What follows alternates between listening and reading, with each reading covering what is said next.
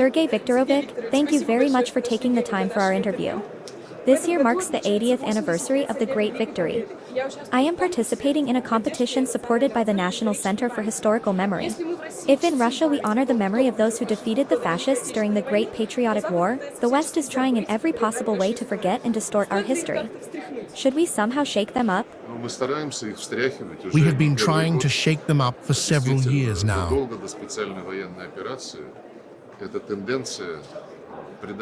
Indeed, long before the start of the special military operation, a trend emerged to consign history to oblivion,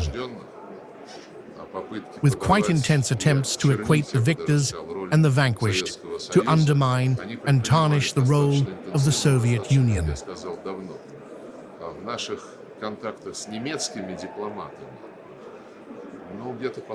In our contacts with German diplomats over the last 7 or 8 years, at the very least, the idea has increasingly surfaced. I am conveying what they impressed upon us. The gist was this: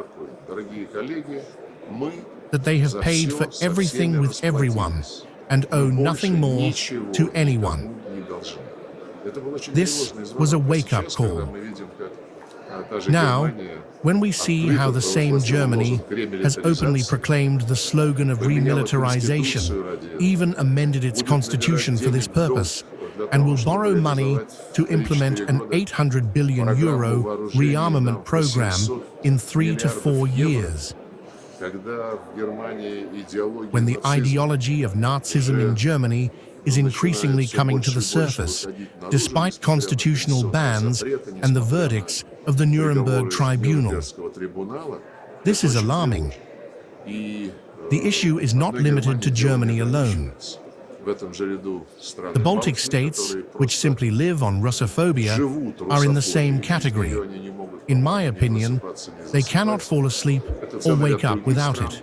And so are a number of other countries.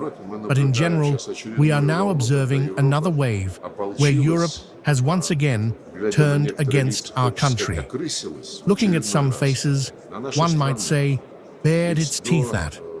After all, before the victory in the Great Patriotic War, in World War II, all global tragedies began with the aggressive actions of Europeans. The Napoleonic Wars, World War I, and World War II. Only after World War II, when Europe was weakened, did the Americans become the leaders of the so-called free world. It was then that they initiated most of the conflicts on the planet. Before that, all the tragedy came exclusively from Europe. During World War II, apart from the countries that officially fought on the side of Hitler, including Italy, Finland, and a number of others,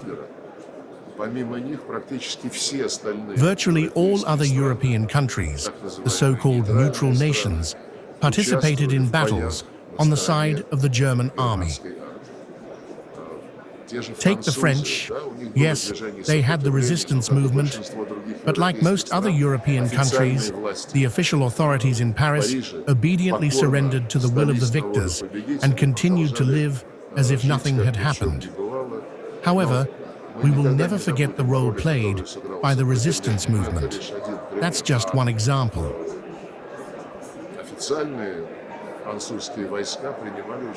Official French troops took part in battles on the side of Nazi Germany, including in a number of punitive operations. There are many such examples.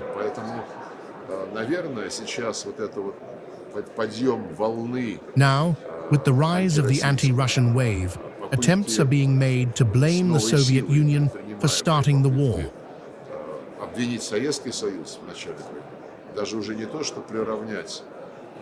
Not just equating Hitler and Stalin, but portraying Stalin as the main culprit behind what happened.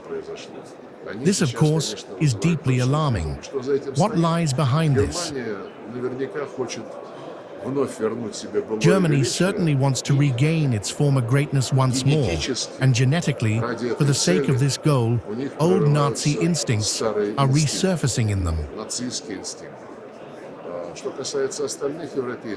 As for the other European countries, some want to quickly and completely erase from history the pages of their national shame, collaborationism, and indulgence toward the Nazis,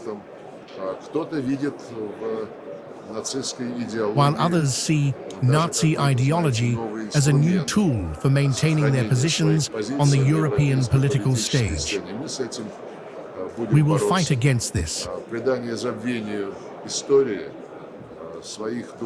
The erasure of history, of their spiritual and moral values and roots, has become one of the main reasons for what we are now witnessing in Ukraine.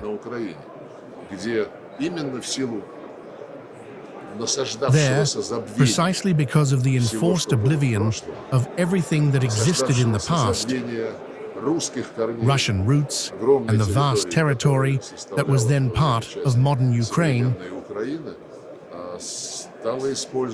Americans and Europeans were able to use it to bring to power in that country an openly Russophobic Nazi regime, which declared war on its own people. Having seized power through an illegal coup d'etat and labeling those who disagreed with it as terrorists, this regime launched a real war against them, employing regular armed forces, aviation, and artillery.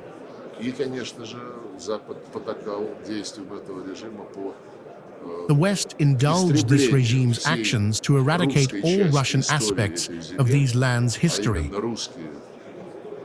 After all, it was the Russians, such as Catherine the Great, Potemkin, and our other glorious ancestors, who developed these territories, built Odessa and other cities, ports, factories, and plants.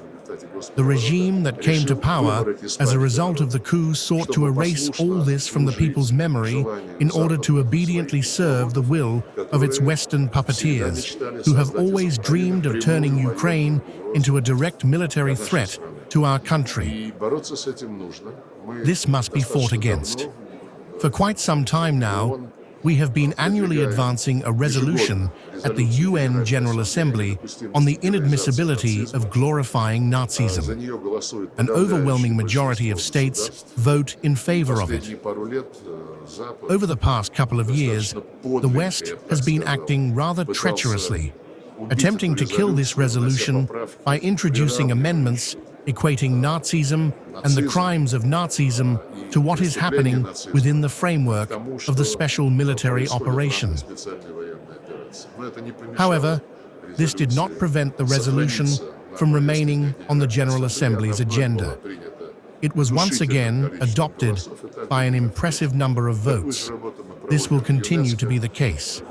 We carry out similar work in UNESCO and within other international organizations, such as the Collective Security Treaty Organization, CIS, and Shanghai Cooperation Organization.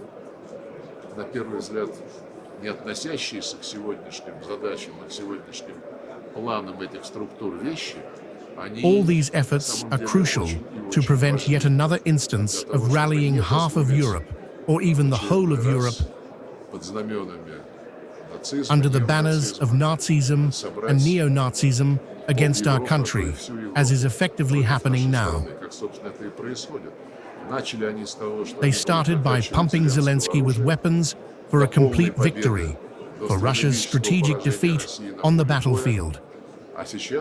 Now, realizing that this is not working, they are talking about deploying their own armed forces to the battlefield, primarily the French and the British, who are simply obsessed with this idea.